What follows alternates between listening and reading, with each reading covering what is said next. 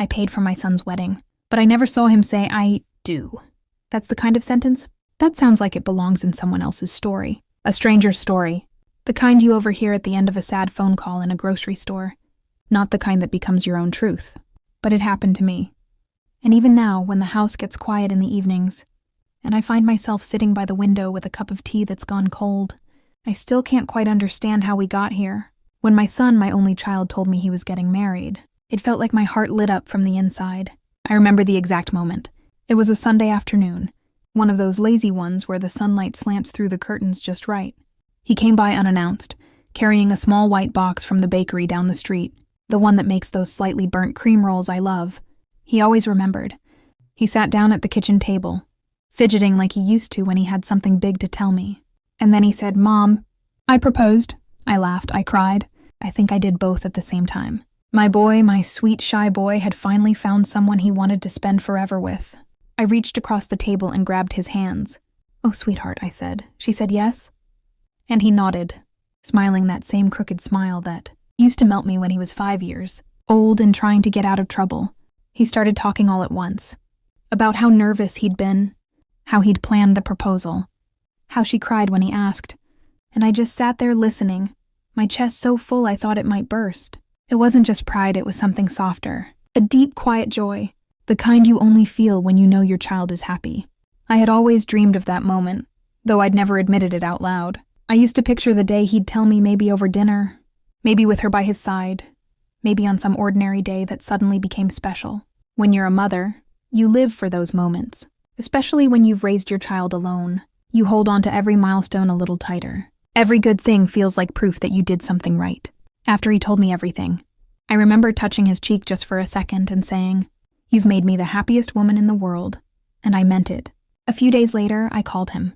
I told him I wanted to help with the wedding, to pay for it if I could.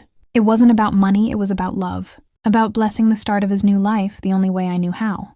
He tried to protest, of course. He said, Mom, you don't have to. We'll manage. But I laughed and told him I'd been saving for years. It was true. I had a small account one I never really talked about. I called it my someday fund. Every time I skipped something, a new coat, a weekend away, even small things like a dinner out, I'd tell myself, someday this will be worth it. I didn't know what that someday would be for. A new home, maybe. A trip to see the ocean again. But when he told me about the wedding, I knew instantly, this was it. This was what I'd been saving for. So I told him, let me do this, love. Let me give you this start. And he hugged me, tight, like he hadn't done in years. I felt his chin against my shoulder, and for a fleeting second, I saw him as a little boy again, small, warm, safe in my arms. Thanks, Mom, he said quietly. And I whispered, always. The next few weeks were like a dream. Every phone call was about the wedding, the venue, the date, the flowers. He'd send me photos of the garden where they wanted to hold the ceremony, of the suits he was trying on, of the invitation designs they were considering. He said she wanted something elegant but simple, something timeless. I was involved in all of it, or at least I thought I was. I'd sit at my kitchen table in the evenings with my reading glasses on, making little notes in a notebook I'd started just for the wedding. Cake flavor lemon with raspberry. Table centerpieces white. Roses. Music live band. It made me feel needed again, like my hands still had a purpose. I started looking for my own dress too. I didn't want anything fancy, just something soft and graceful. I found one, a dusty blue with little embroidered flowers along the hem. I remembered how, years ago, my son told me that color made my eyes look peaceful. Held it up in the mirror one night, smoothing the fabric down, imagining how proud I'd look sitting in the front row. I couldn't wait to see him standing there at the altar. In my mind, I'd play it over and over, him straightening his tie nervously, glancing toward the door, waiting for his bride. I imagined the music swelling, the crowd standing, and him turning his head just enough to catch my eye. And maybe, just maybe, he'd give me that little smile, the one he used to. Give me before every big moment in his life. His first school play, his graduation, his first job interview. A silent way of saying, I did it, Mom. I thought about the day he was born, how tiny he was, how I held him in that hospital bed and whispered promises he'd never remember. That I'd protect him, that I'd give him every chance I could. And now, after all those years, after the scraped knees, the nights staying up sick, the birthdays with homemade, Cakes, because that's all I could afford. It felt like those promises had finally led us here. It's funny how joy can fill a house, how the very air feels lighter when you're happy for someone. I'd hum while cooking, water the little potted plant on the windowsill and tell it, my boy's getting married. Even my neighbors started to notice. You're glowing, one of them said. And I truly was. The bills came in and I paid them with pride. The venue deposit, the catering, the photographer, each check felt like another piece of my love, given freely. I never once hesitated. I never thought about what it cost. It wasn't a transaction. It was a blessing. Every number on those papers felt like a thank you to the universe. Thank you for letting him be happy. Sometimes I'd lie awake at night thinking about the day, the laughter, the dancing, the moment they'd walk out together as husband and wife. I imagined hugging them both, whispering, "You take care of each other." I even started writing a small letter for him, one I planned to tuck into his jacket pocket. Before the ceremony, just a few words from a mother to her son. I never finished it. I thought I'd have time. Back then, I didn't see the small signs, the pauses in his voice when he talked about plans, the way some details started to fade from our conversations. But I brushed it off. I trusted him. I trusted her. And I told myself I was overthinking, that this was his time, not mine. I just wanted to see him happy. And I was. For so many months, I lived in that happiness, wrapped in it, feeding it with love, with faith, with hope. I thought I was part of their story. But what I didn't know, what I couldn't have known, was that the wedding I paid for, the one I dreamed about, the one I prayed over every night before bed, would happen without me. I didn't notice the distance at first. It came dressed as politeness. It started so quietly that I almost missed it. Little things at first. Small pauses where laughter used to be. Careful words where warmth used to flow. I told myself they were just busy, that wedding planning could make anyone a little tired, a little preoccupied. That's what I believed.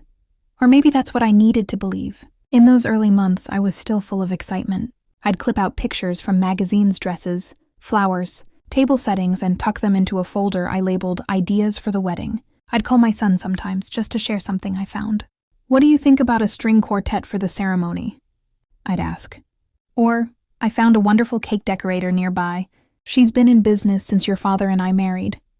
And he'd say, "That sounds nice, Mom. I'll talk to her about it." His voice was always kind, but I started to notice how short the calls were getting, how quickly he'd say, "I have to go." When I mentioned the florist I'd used for my parents' anniversary, his fiancée, she was on speaker that time, said, "Oh, we've already chosen one, but thank you." There was a pause after that, a soft one that lingered a little too long. I laughed to fill it. "Of course," I said. "Of course, dear. You must have a vision." And she did. She had a very clear vision, one that didn't seem to need me in it. Still, I told myself that was how things worked now. Young people like to do things differently, and maybe that was a good thing. Maybe I was just old-fashioned, holding on too tightly. I didn't want to be that mother, the kind that interferes, that hovers. So I stepped back, or at least I tried to. I remember one afternoon sitting by the window, going through fabric samples I'd ordered for my own dress. I found this beautiful pale blue lace, softer than anything I'd ever felt. I took a photo and sent it to him. "What do you think?" I texted. "Would this look nice for the wedding?" He didn't reply that day. Or the next. 2 days later he called, sounding tired. "Sorry, Mom, been busy. You don't have to stress about your dress yet." I smiled through the phone. "Oh, I'm not stressing," I said gently. "Just excited." "Yeah," he said. "We're all excited." But his voice didn't sound like excitement. It sounded like someone checking a box. There were other small things. He used to tell me everything, even the silly stuff. Like how his car was acting up, or what he cooked for dinner. But those conversations stopped coming. When I'd ask how they were doing, he'd say, "Good. Good," and then quickly change the subject. Sometimes he'd say, "We'll let you know when plans are final." And I'd hang up wondering when "we" replaced "I." One afternoon, I tried to help with the invitations. I offered to address them. My handwriting's always been neat, and I thought it would be something special, something from me. His fiancée smiled and said, "That's sweet of you, but we've already got them printed." She said it kindly, but her eyes flickered, like she hoped I wouldn't offer again. I went home that day and sat in the car for a long while before going inside. Just sat there, hands on the steering wheel, the air heavy with something I couldn't name. It wasn't anger. It wasn't even sadness, not yet. Just a quiet realization that I was becoming a guest in my own son's life. A week later, he mentioned a group chat something about the bridal party sharing updates. "Oh," I said. "I didn't see that one." There was a pause. "Oh, right. It's just for the wedding party." I laughed softly. Of course. Makes sense. But my chest tightened. I wasn't expecting to be the center of things. But I thought maybe I'd at least be part of the edges. I kept offering help little by little. "Do you need me to pick up anything? Decorations, maybe? Extra chairs?" He'd always answer the same way. "No. Mom, we've got it." Sometimes, when I'd call, he'd say, "I'll call you right back, okay?" And then he wouldn't. And when I finally did hear from him, he'd sound rushed, his words clipped but polite. I could hear her voice in the background, sometimes soft laughter, the hum of another world that wasn't mine anymore. It's strange how a house can start to feel too quiet, even when nothing's changed. The same walls, the same furniture, the same kettle whistling in the kitchen, but something in the air shifts. It's as if the silence itself knows what's coming before you do. One day I called to ask about the rehearsal dinner. "Oh," he said after a pause, "it's just close family and friends." I blinked, unsure what that meant. "Oh," I said slowly. "Well, I suppose I'll see you at the rehearsal itself then?" He hesitated. "Actually, I think they're keeping it small. Just the wedding party and the officiant." I tried to keep my voice even. "Of course. That makes sense." I smiled through the ache in my throat. It must be easier that way. "Yeah," he said softly. "Easier." After that, I started hearing about plans secondhand from neighbors, from mutual friends.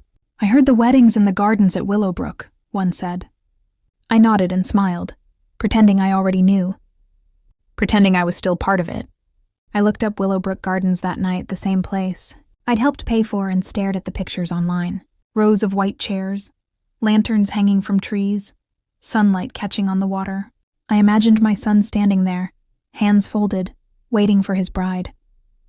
I imagined the music, the applause, the way the day would glow. And I imagined myself among the crowd, except I wasn't sure where I was supposed to sit anymore. Sometimes I'd whisper to myself, "It's just the stress of planning. Once the wedding's done, things will go back to normal." I said it over and over like a prayer, hoping that if I said it enough, it might come true. But deep down, in the quiet parts of my heart, I knew something had shifted. Something small but irreversible. The calls grew fewer, the messages shorter, the space between us wider. I thought they just needed time, space to build their life, to figure things out together. That's what I told myself whenever the silence stretched too long. But what I didn't realize, what I couldn't bring myself to see, was that they weren't just finding space. They were building a life without me in it. Some heartbreaks don't come with noise, just a date you were never told. I remember the morning so clearly, though I wish I didn't. It was a Saturday, warm and quiet, the kind of morning that carries a stillness you don't question until it's too late. I woke early, made myself tea, and sat by the window, watching the sunlight slide across the kitchen floor. I didn't know it yet, but while I was stirring sugar into my cup, my son was saying his vows. I thought it was just another quiet weekend. I had planned to bake that day lemon cake, his favorite since he was a boy. I'd bought the ingredients earlier in the week, just because something in me felt like I should. I even laid out my dress again, that soft blue one with the little embroidered flowers. I took it out sometimes just to hold it, to remind myself that soon I'd wear it proudly, that it was waiting for something beautiful. But as the morning passed, I felt something strange, a kind of ache I couldn't name. It was like my body knew something my mind refused to see. I kept checking my phone, though I wasn't expecting a call. Still, I looked every few minutes, then every few seconds. I told myself maybe he'd text, maybe he'd say, "Mom, just wanted to hear your voice before the big day." But the screen stayed quiet. Around noon, I got a message from an old neighbor, someone who used to babysit him when he was little. It was short, just a photo, no words. My son and his new wife standing under an arch of white flowers, smiling like they had the world in their hands. Her dress shimmered in the sunlight. His tie was slightly crooked, the way it always got when he was nervous. And behind them, the garden at Willowbrook, the venue I'd paid for. My first thought wasn't even sadness. It was confusion. I remember blinking at the photo, thinking there must have been some mistake. Maybe it was an engagement shoot, maybe it was staged early. Maybe they'd moved the date and forgotten to tell me. Anything made more sense than what it really was. I typed back, "Oh, when was this taken?" and stared at the screen, waiting. The typing dots appeared, then disappeared. Finally, she replied, "Today, I think. It's live on their page." Their page. I opened my browser, my hands trembling, and found it a stream of pictures, hundreds of them. My son laughing with his friends, the ceremony under the oak trees, the kiss, the applause, a dance I'd never see. My heart didn't break all at once. It cracked slowly, quietly like old porcelain giving way under a fingertip. I scrolled through each image as if I could find myself somewhere in them. In the corners, in the background, even in a reflection of a glass. But I wasn't there. Not in a single one. They had done it. The wedding I'd dreamed of. The one I'd prayed over. The one I'd paid for it had come and gone. And I hadn't even known.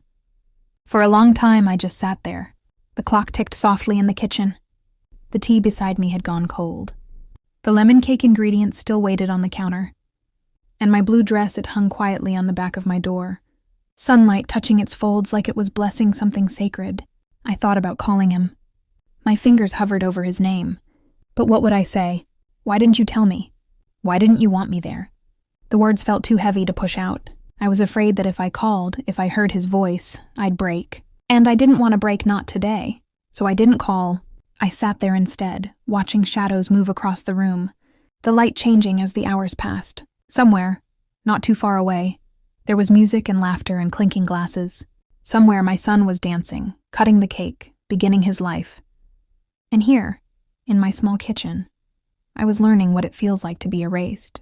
It's a strange kind of pain, one that doesn't scream or shout. It just settles inside you quietly, like dust on a shelf. You keep breathing, keep moving, but everything feels softer, muffled, like you're underwater. I tried to tell myself there must be a reason.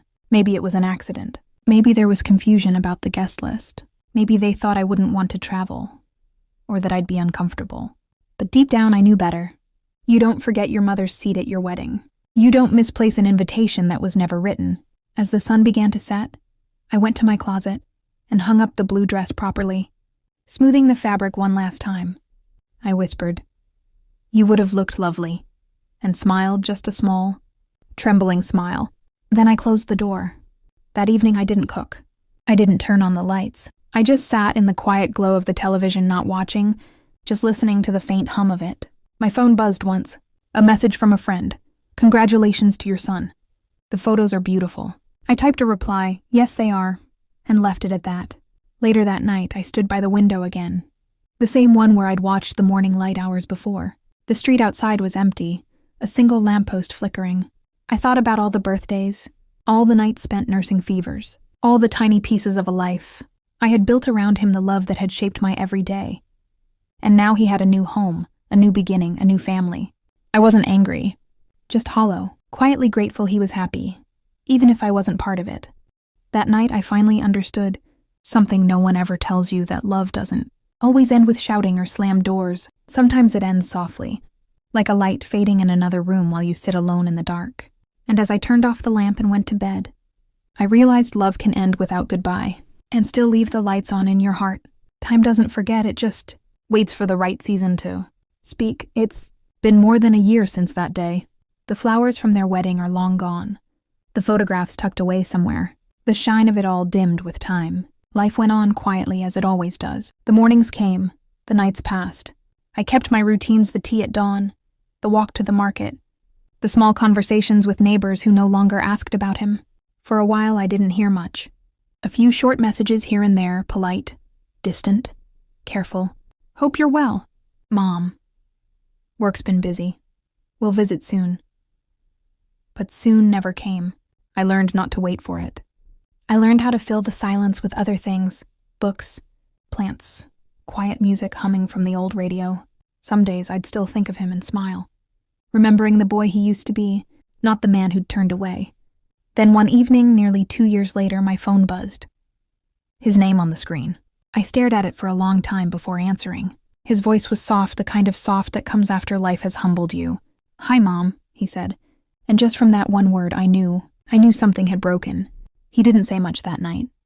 Just that he was going through things, that it didn't work out. I didn't press. I told him he could come by any time. And a few days later he did. When I opened the door, I almost didn't recognize him. He looked older, not in years, but in spirit. His shoulders hunched, his eyes tired, the easy brightness gone. He stood there like a boy again, unsure, hesitant, holding something fragile inside him. I simply stepped aside and said, "Come in." He sat at the same kitchen table where, years ago, he'd told me he was getting married. The air felt heavy with ghosts. I made tea, just like always. When I set the cup in front of him, he looked at it for a long time before saying, "You still remember how I like it?" I smiled gently. Some things you don't forget. We didn't speak much at first. The clock ticked softly, the tea steam curling in the air. Finally, he whispered, "I messed up. Mom." His voice cracked just slightly, and for a second, I saw the little boy who used to run to me after falling off his bike. "She's gone," he said. "Left about 3 months ago. Took most of what we had." He paused, swallowing hard. "I tried so hard to make it work. I thought she loved me." I wanted to reach out and touch his hand, but I didn't. I just listened. That's all he needed, not judgment, not advice, just a place to set down his sorrow. He kept talking, the words spilling out like he'd been holding them in for months. "She said I was too close to you," he said quietly. "That she didn't want me to be one of those men who call their mother for everything. So I pulled away. I thought it was the right thing, but it wasn't." I said nothing. I just nodded, my eyes fixed on the teacup between us. He rubbed his hands together, his voice trembling. "I didn't even realize how much I'd hurt you until I saw those pictures again, the ones from the wedding. You weren't in a single one, and it hit me. You paid for everything and we shut you out." His voice broke on the last words. "I'm so sorry, Mom." I let the silence sit for a while. Sometimes silence says what words can't. Then I reached out, finally, and placed my hand over his. It was warm, trembling slightly. "It's all right," I said softly. "You were young. You were trying to build your life. You thought love meant choosing one thing over another. But love doesn't ask us to choose, it asks us to make room." He nodded, tears gathering at the corners of his eyes. "I don't know if she ever really loved me," he whispered. I squeezed his hand gently. Maybe she did. Maybe she didn't. But that's not the part that matters now. What matters is you learned what love is and what it isn't. He stayed for dinner that night. Nothing fancy, just rice, curry, and the fried fish he always liked. We ate mostly in silence, but it wasn't the uncomfortable kind anymore. It was the kind that felt healing, the kind that belongs between people who have already forgiven each other without needing to say it out loud. Afterward, he helped me wash the dishes. He used to hate doing that as a child, always finding excuses to slip away. But this time, he stayed beside me, drying each plate carefully. When we were done, he looked around the kitchen and said quietly, "I miss this place." I smiled. "It never went anywhere," I said. Before he left, he stood by the door for a long time. "Can I come by again?" he asked. His voice was small, almost afraid. "Of course," I said. "You don't have to ask." When he finally drove away, I stood at the window, watching his taillights disappear down the street. I felt a strange peace then, not joy, exactly, but something deeper, the kind of peace that comes after you've walked through fire and realized you survived it. Over the next few months, he visited often. Sometimes he'd bring groceries. Sometimes he'd just sit and talk. He was rebuilding slowly, quietly. There were still days when his voice caught, when regret shadowed his words. But I didn't bring up the wedding again. Neither of us did. Some wounds don't need reopening once they've started to heal. One evening, he said, "You never asked me why we didn't tell you." I looked at him for a long moment, then smiled softly, because I didn't need to. Life already told me everything I needed to know. He nodded, and that was the end of it. No more apologies, no more explanations, just understanding. Sometimes when I look back now, I realize that I never truly lost him. I just had to wait for him to find his way home. Time has a way of setting things right. Not through punishment, but through quiet lessons. It doesn't shout. It whispers. And if you listen closely, you can hear it say, "Love doesn't vanish when it's forgotten, it waits." He came back to the home he once left and found the love he'd forgotten was still waiting.